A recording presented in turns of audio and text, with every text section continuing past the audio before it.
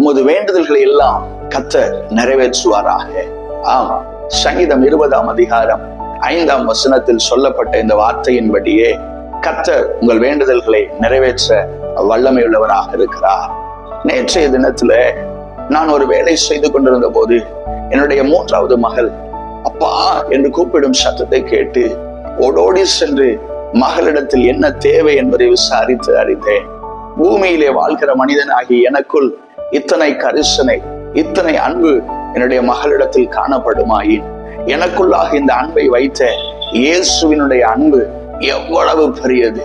ஆம், அவருடைய அன்பின் ஆழம், நீளம், அகலத்தை உணர கர்த்தர் உங்களுக்கு அனுக்கிரகம் செய்வாராக. உங்களுடைய குடும்பங்களுக்காக, உடைய பிள்ளை ரட்சிக்கப்பட வேண்டும் என்பதற்காக, உடைய கணவன் பாவ அடிமைத்தனத்திலிருந்து விடுதலை பெற வேண்டும் என்பதற்காக, உடைய மனைவி ரட்சிக்கப்பட வேண்டும் என்பதற்காக நீங்கள் ஜெபிக்கிற ஒவ்வொரு விண்ணப்பத்திற்கும் கர்த்தர் நிச்சயமாக பதிலை தர அவர் வல்லமை உள்ளவராக இருக்கிறார். பிள்ளைகள் பாவத்திலிருந்து விடுபட வேண்டும் என்று சொல்லி கண்ணீரோடு ஜெபிக்கிற உடைய ஜெபங்களுக்கு நிச்சயமாக கர்த்தர் பதிலை தர அவர் வல்லமை உள்ளவராக இருக்கிறார். நம்பிக்கை வீண் போகாது. கண்களை மூடி நாம் ஜெபிக்கலாம். அன்பும் இரக்கம் நிறைந்த நல்ல தகப்பனே, நாங்கள் வேண்டிக் கொள்வதற்கும் நினைப்பதற்கும் அதிகமாக செய்கிறவர்.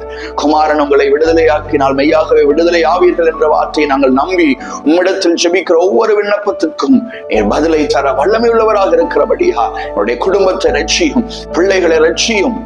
உடைய கிருபையின் கரத்தில் எங்கள் குடும்பத்தை ஒப்பு கொடுக்கிறோம். இயேசு கிறிஸ்துவின் இன்ப நாமத்தில் ஜெபிக்கிறோம் ஜீவனுள்ள நல்ல பிதாவே, ஆமென். God bless you. கர்த்தர் உங்களை ஆசீர்வதிப்பாராக.